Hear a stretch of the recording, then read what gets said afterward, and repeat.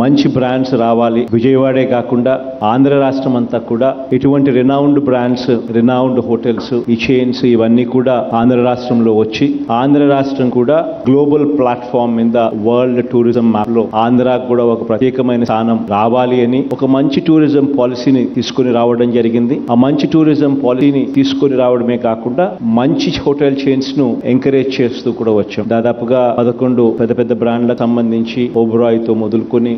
ఈ రోజు చేస్తా ఉన్న హయత్ దాకా కూడా పెద్ద పెద్ద బ్రాండ్స్, పెద్ద పెద్ద చైన్స్ కు సంబంధించి ఆంధ్రప్రదేశ్ ను వరల్డ్ టూరిజం మ్యాప్ లో పెట్టేందుకు అన్ని రకాలుగా వాళ్ళందరినీ కూడా తీసుకొని వచ్చి ప్రోత్సహించడం కూడా జరుగుతా ఉంది.